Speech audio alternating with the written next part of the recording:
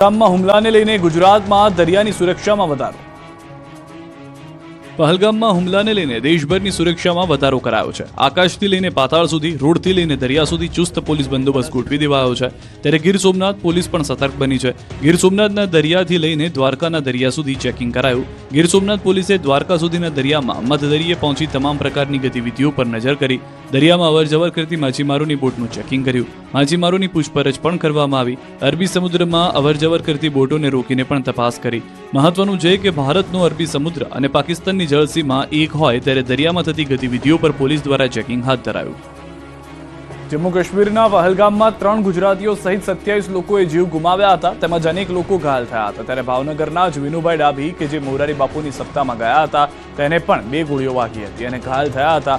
એક ગોળી ખભાના ભાગે અને એક હાથમાં વાગી હતી. તેમને ગોળી વાગતા શ્રીનગર ખાતે હોસ્પિટલમાં સારવાર માટે ખસેડાયા હતા. તેમની સારવાર બાદ હોસ્પિટલમાંથી રજા અપાતા ભાવનગર પહોંચ્યા હતા. સાંસદ નીમુબેન બામભણિયા, ધારાસભ્ય જીતુ વાઘાણી તેમજ સેજલ પંડ્યા સહિતના લોકો તેમના ખબર અંતર પૂછવા ઘરે પહોંચ્યા હતા. ઇજાગ્રસ્ત વિનુભાઈએ આપવીતી જણાવતા કહ્યું કે ત્યાં ચારે બાજુથી ગોળીઓ આવતા હું પત્નીને શોધતો હતો અને અચાનક ગોળી વાગી. વિનુભાઈએ ત્યાં આંખો દેખી ઘટના વર્ણવી. ગુજરાતના રસ્તાઓ ફરીથી થયા લોહિયાળ. 24 કલાકમાં અકસ્માતમાં 6ના મોત, 15થી વધુને ઈજા. ગુજરાતમાં ફરી એકવાર રસ્તાઓ લોહિયાળ થયા છે. અકસ્માતની વણઝારમાં 24 કલાકમાં 6ના મોત થયા છે, જ્યારે 15થી વધુની ઈજા પહોંચી છે. સૌથી ખતરનાક દ્રશ્યો સામે આવ્યા ડભોઈના ગોપાલપુરા ગામ નજીકથી. અહીં બોલેરો અને બાઇક વચ્ચે એવો ગમખ્વાર અકસ્માત સર્જાયો કે રોડ પર લાશો વિખરાયેલી નજરે પડી. બોલેરો રોડની સાઈડમાં ઉતરી ગઈ હતી. બોલેરો એટલી સ્પીડમાં હતી કે બાઇકમાં સવાર 3 વ્યક્તિના ઘટના સ્થળે જ મોત નીપજ્યા. મિત્રના લગ્ન અર્થે ક્વાંટ ગયા હતા 3 મિત્રો. 3 પૈકી એક વ્યક્તિ પોલીસ કર્મી હોવાનું બહાર આવ્યું. તો દ્વારકાના ભાણવડ પાટિયા પાસે અકસ્માતમાં 2ના મોત થયા છે. ખંભાળિયા પોરબંદર હાઈવે પર ટ્રક અને બાઇક વચ્ચે અકસ્માત થયો. હેવી ટ્રક નીચે દબાઈ જતા 2 લોકોના મોત થયા. હેવી ટ્રકની નીચે ફસાયેલા મૃતદેહોને બહાર નીકળવા માટે ખંભાળિયાની ફાયર વિભાગ તેમજ પોલીસ સ્થળ પર પહોંચી હતી.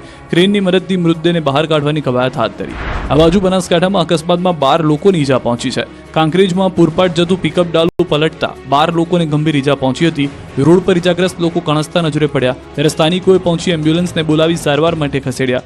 રસોડાના શ્રમિકોને લઈને જતું પિકઅપ ડાલુ આખું ઊંધું વળી ગયું હતું. મોટાભાગના ઘાયલો થરા રૂવેલ ગામના રહીશો છે. આ તરફ દાહોદની અભલોડ ચોકડી પર અકસ્માત સર્જાયો. દારૂ ભરેલી કારે બાઇકને ટક્કર મારતા એકનું મોત થયું, જ્યારે અન્ય એક વ્યક્તિ ઘાયલ થયો. કાર ચાલકે બાઇકને અડફેટે લેતા અકસ્માત સર્જાયો. બેફામ કાર ચાલકે બાઇકને દૂર સુધી ઢસડી હતી. અકસ્માતમાં બાવકા ગામના ધવલ રાઠોડનું મોત થયું. ઘટનાને લઈ ગ્રામજનોમાં ભારે રોષ જોવા મળ્યો.